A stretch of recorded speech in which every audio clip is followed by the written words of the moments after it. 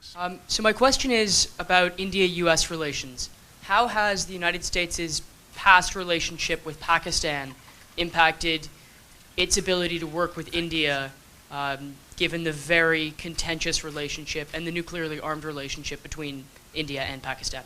That remains one of the impediments to the improvement of Indo-US relations, because a number of people in the foreign policy establishment still harbor memories of the US tilt towards Pakistan on a number of occasions, perhaps most recently in the wake of 9/11, when India even offered military bases to the United States, but was basically spurned by the Bush administration, which embraced General Musharraf, even though several of us said that Musharraf's interests were certainly not aligned with the United States, and it took the administration almost 7 years to reach that inexorable conclusion, when some of us knew that the interests were simply not aligned, and Musharraf's response was purely exponential.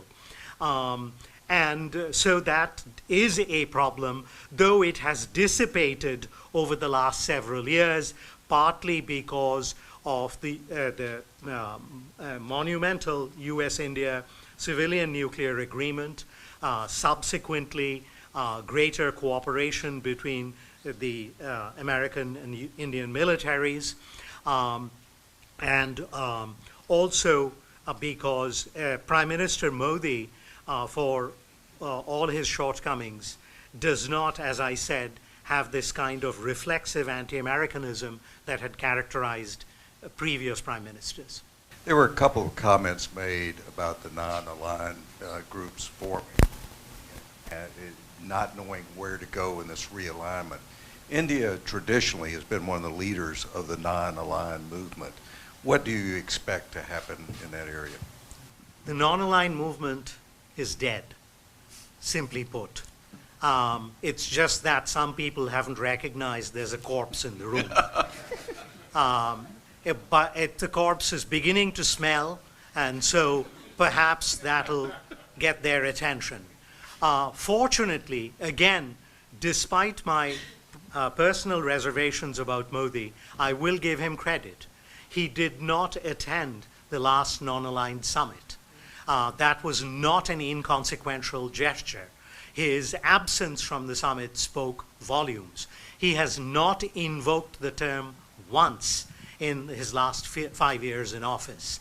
So he is trying to give that body a decent burial, or to be culturally correct, to put it on the funeral pyre. When you talk about GDP, be very careful whether you're using US dollar conversions or you're using purchasing power parity, which in my view gives you a better idea of strength, right? India's trying to figure out where it fits, but so are a lot of other countries. There was a mention of Australia. It's a shambles, quite frankly. They're still trying to figure out where they're going, and there's a division in Canberra. Another country that's not even mentioned is Indonesia. 250 million people and growing quite fast. So the question is, and I'll direct it at India, but there's a lot of other countries involved in this as well. What do you think India's role would be, your best prediction, the next 10 or 20 years? As the famous American baseball player said, Yogi Berra, it's always difficult making predictions, especially about the future. But that said, I think much depends on India's ability to address a series of domestic infirmities. To some degree, Modi set a very ambitious agenda in 2016. Much of this agenda has not been realized, in considerable part because of poor implementation.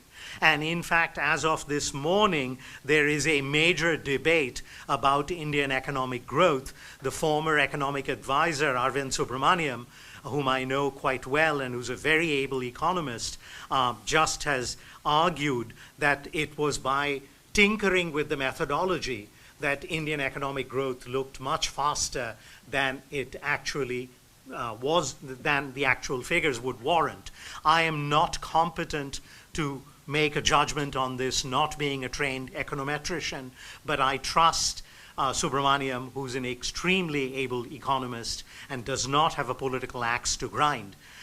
So there is some question about that. I agree with you about PPP, purchasing power parity, but even using PPP, the gap between China and India is considerable. But to get to the bottom line, much depends on the next 5 years of Modi's term.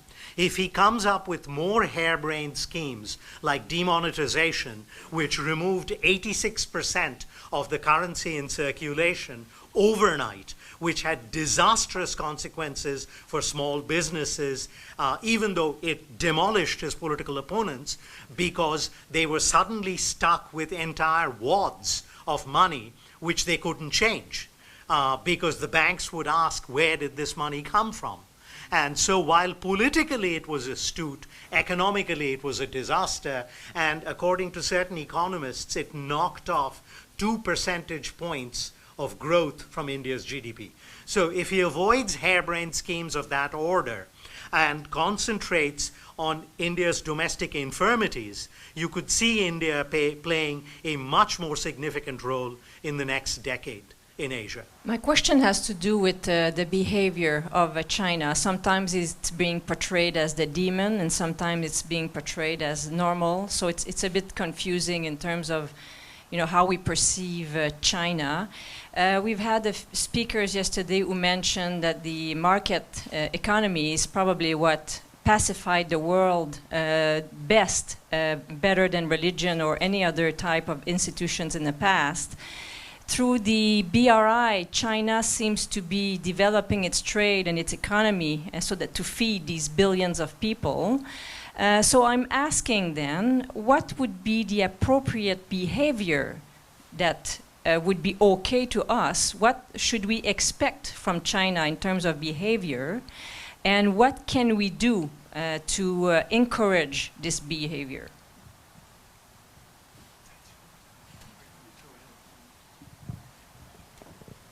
It's one of the central, I think, questions and central challenges and predicaments of our time, not only because of the opacity of China's decision-making processes. It's not even clear to me that China itself, despite that there's certain tropes, China has, it hews to 10-year plans, 100-year plans, it's this strategic grandmaster. But you mentioned the Belt and Road Initiative. It's interesting that while it is it's an extraordinarily ambitious initiative, it was hardly rolled out in the smoothest of fashion. And it was a very bumpy rollout. I think in many ways it was a very premature rollout.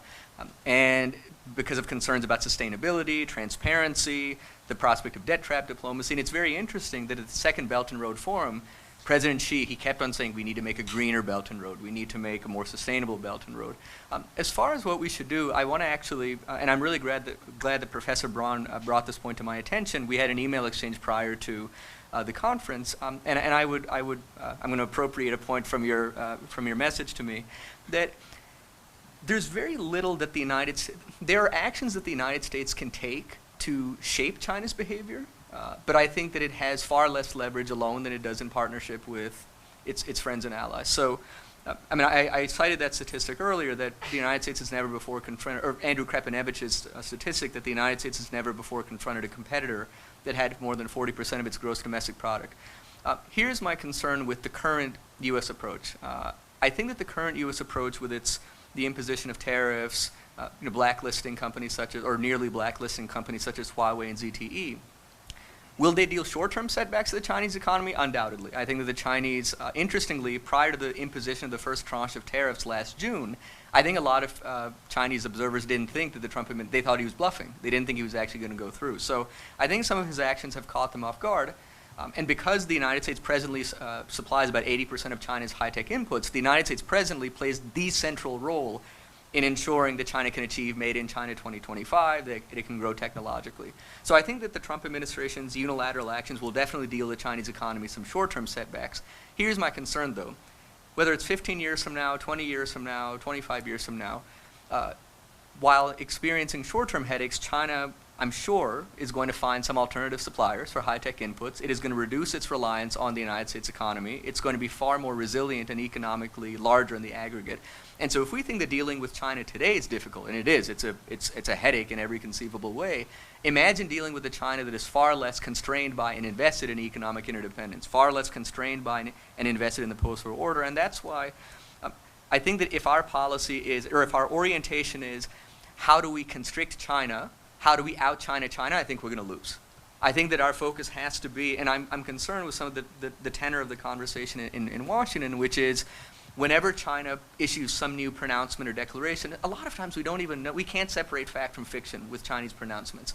But there's this tendency that whenever China puts out a pronouncement, you now hear at events, where is Made in America 2025? Where is America's AI strategy? We need to replicate whatever China is doing. And I would much rather that the United States, rather than trying to out-China China, I would rather that the United States focus on investing in becoming a more dynamic version of its best self.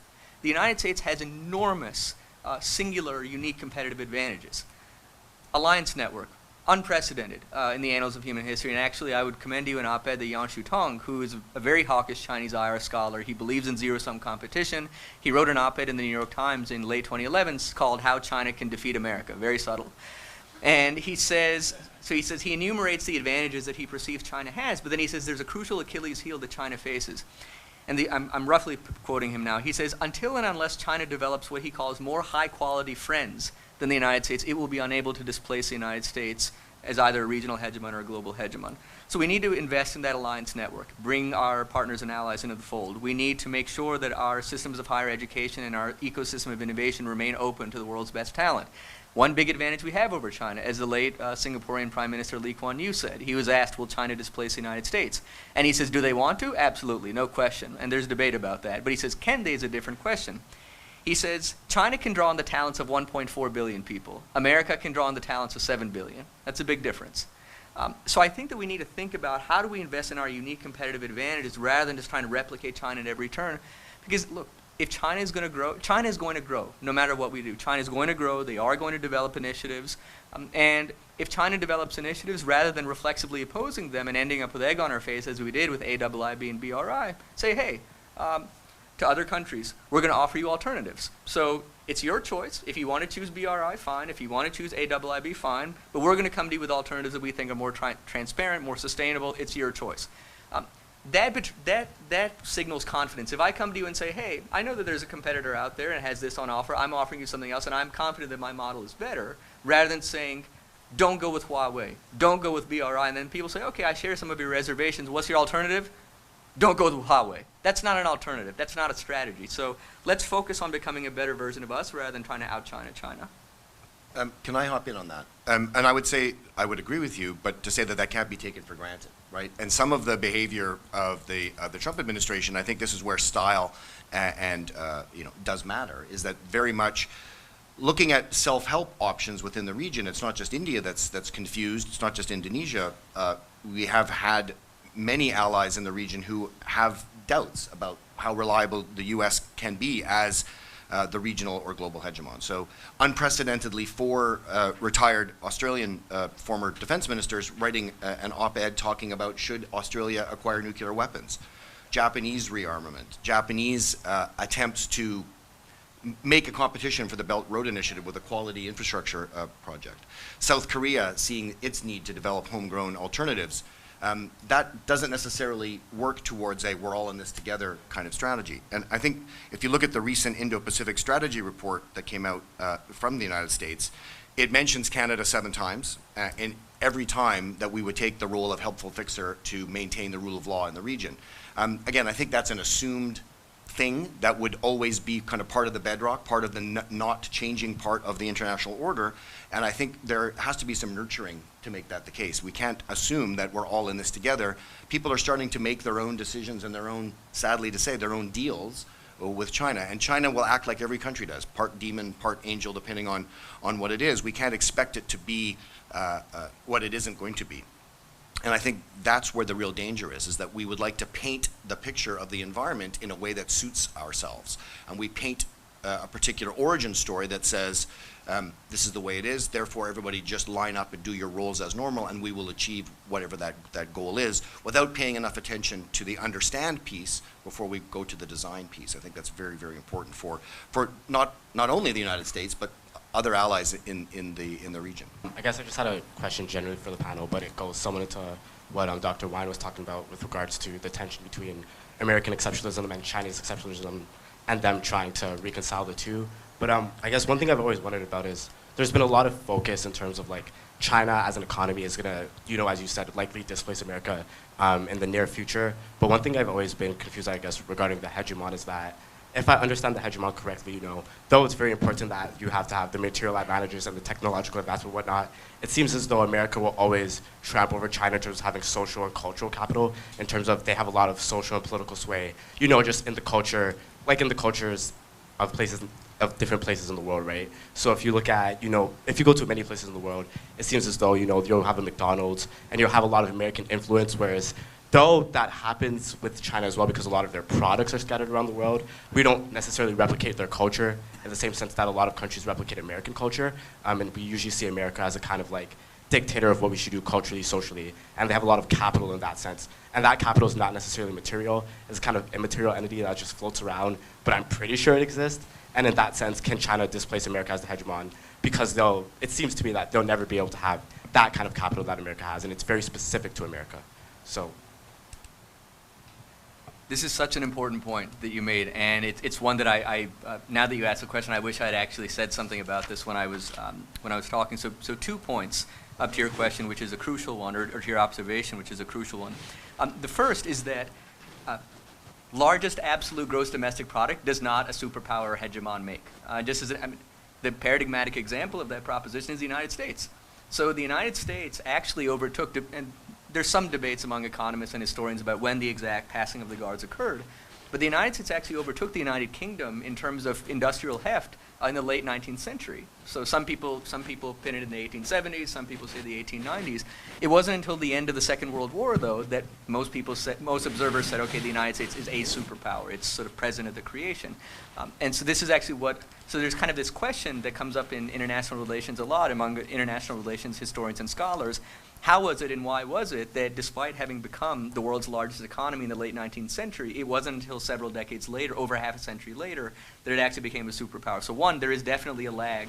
And that's why when people say, when people worry, and I fear that in Washington we obsess over when is the precise date at which China's gross domestic product will overtake America's, and if you go to different websites, they have these interactives, so you can punch in your assumptions about China and America's growth rates, their differential inflation rates, this and that, and you can find it. Will they pass us in overall GDP in 2027 in this month, or in 2025 in this month? And I think that kind of preoccupation is unhelpful.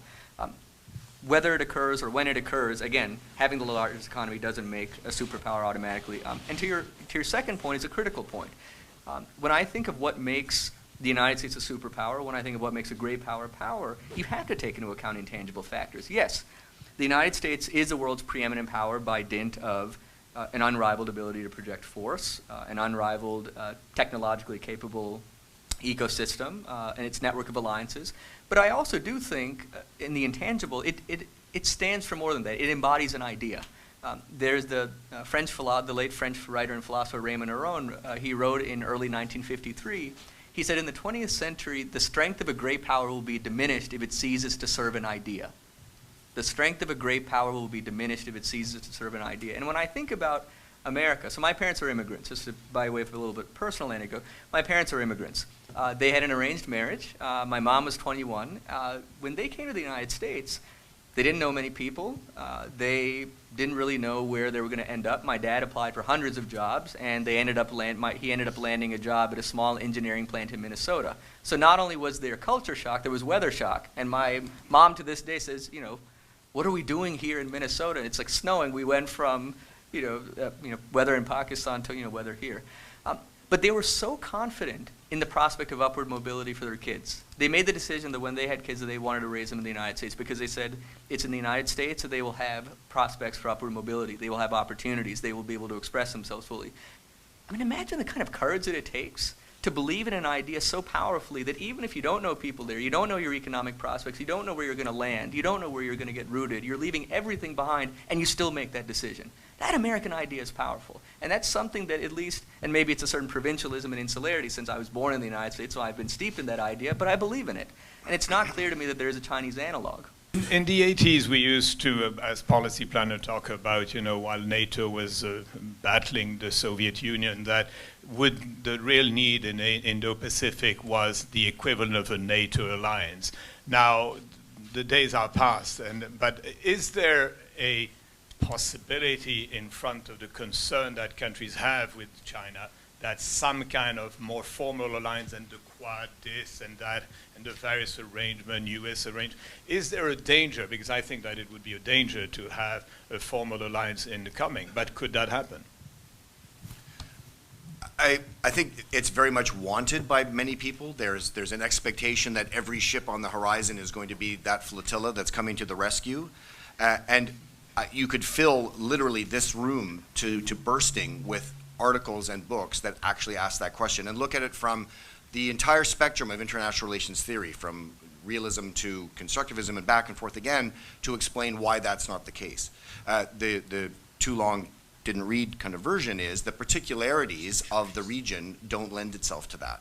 So the idea that ASEAN, for example, can look or become the next EU, the next NATO, the next African Union, are wishful thinking on outsiders' perspectives, and to a certain extent to the elites who work for those organizations. So the ASEAN Secretariat has a very different view of ASEAN than the member states of ASEAN do, for example.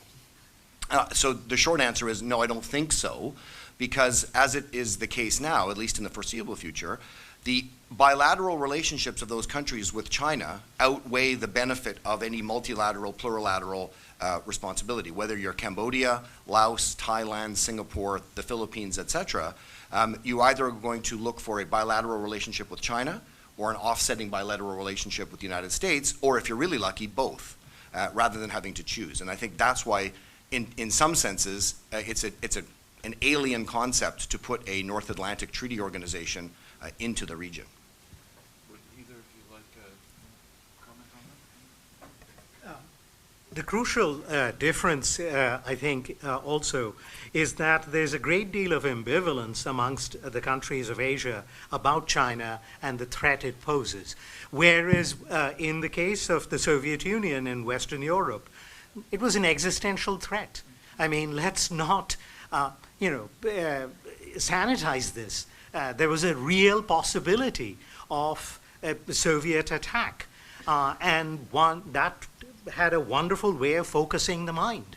And the same sort of existential threat is not posed by the PRC, and the perceptions of threat vary quite widely across the region. Both China and India are heavy competitors for markets and resources in Africa. So given the international order, the projected new international order that we're talking about, how do you see Africa playing a role in either China or India's foreign policy? If you could please share your thoughts on that, I would appreciate it. India had historically played an important role in Africa despite the lack of material resources because of its extraordinary voice on the issue of decolonization. It had been one of the most vocal proponents of decolonization, and in fact helped to delegitimize the whole idea of the colonial enterprise. And so to that extent, India had a long set of relationships. But being a quintessential realist myself, ultimately I come down to material power. And after decolonization, India didn't matter very much because it had no money. It could not offer anything material. It could offer all manner of vocal comfort, but that doesn't get you very far. And it offered minor amounts of technical assistance and the like, but really could not make a significant difference. It's only since the 1990s, with fairly rapid economic growth and a perception that China was completely undercutting India, that India woke up to this and started creating these Africa summits, but it was very much a reactive enterprise and still hobbled by the fact that India cannot build massive dams, roads, airports at will, which China can. But the caution that I would provide is that these roads sometimes lead nowhere. These dams sometimes are white elephants. The ports are primarily for China's benefit. So I would caution African countries about an excessive dependence on China. Already, Sri Lanka is beginning to find out the extraordinary costs of overextending itself with the PRC and then essentially having an entire port taken away for 99 years. And this was the loneliest, by the way, there was an airport there also, and it's called the loneliest airport in the world because there were 2 planes that would take off and land every day. So there's a cautionary tale there for Africa. Just a quick comment. I think that Africa is, it already is playing an increasingly important role in China's foreign policy, and I think on current trend lines, recognizing that I think you mentioned the Yogi Berra quip that predictions are hard, especially about the future. But my supposition would be that I think that Africa will assume even greater importance in China's foreign policy. And I think in part there's been a confluence of phenomena that I think have changed, that has changed how Africa figures in China's foreign policy. One is China's own domestic imperatives. When you have a rapidly growing economy and you need vital commodities that you can't supply or you can't furnish at home, or not as rapidly as you would want. So there's that growing dependence on external commodities, particularly energy. And then there's also just Africa's own economic renaissance. I mean, I'll never forget, and it's sometimes, sometimes pictures capture more than than any number of words can convey. If you want a really, really jarring sense of how the perception of Africa has changed in the global, in the international environment, take a look at the cover of The Economist on the eve of the millennium. So I think it was like late 1999, and the cover of The Economist in 2011. It was in early 2011. So the cover of The Economist at the turn of the millennium, it said the title was "Africa, a Hopeless Continent." 11 years later, 10 or 11 years later, the title story in The Economist was "Africa, a Hopeful Continent." And it talked about the explosion in economic activity, mobile phone subscriptions, internet penetration, entrepreneurship. I mean, many of the world's fastest growing economies are in sub-Saharan Africa. So if I'm China and I have this growing dependence on external commodities, I look at Africa's just burgeoning growth, particularly in sub-Saharan Africa, and I say, I need to plant a foothold here. But I would absolutely agree with what Professor Ganguly said, which is that there needs to be concern about becoming over-reliant. And that's why in some African countries there is concern, or there's sort of disquiet about the potential for a neo-colonialist enterprise headed up by China. And I think that China has also been, I think it's been stung by that perception, and I think it's having to recalibrate its engagement on the African continent. But what I would say is that, and it's absolutely right, again, just to echo your point, the United States, India, Japan, despite very, very deep experience with building infrastructure, high-quality infrastructure, they can't do it in the same way that China does. I mean, China is a state-led economy. So the Chinese government at will can say, we are going to pump billions upon billions of dollars, and we can build ports, dams, roads, et cetera, et cetera. Democracies can't do that, which is why I think that they need to rely more on their private sector. There's a really good article by Elliot Pence that he wrote for Foreign Policy magazine not too long ago, in which he argues that the United States needs to unleash its private sector. And in particular, he says, if you look at institutional investors, pension funds, and other actors in that category, they have trillions upon trillions of dollars deployed in bond and equity markets around the world. And he says, why not divert a fraction of those trillions upon trillions of dollars in bond and equity markets to set up fresh sources of capital in Africa? Higher quality financing, more sustainable financing, more transparent financing. So I don't buy in this proposition that the United States, India, Japan, and Australia can't compete with China in terms of infrastructure in Africa. But I don't think that it's going to be state to state. I think it's going to have to involve subnational actors.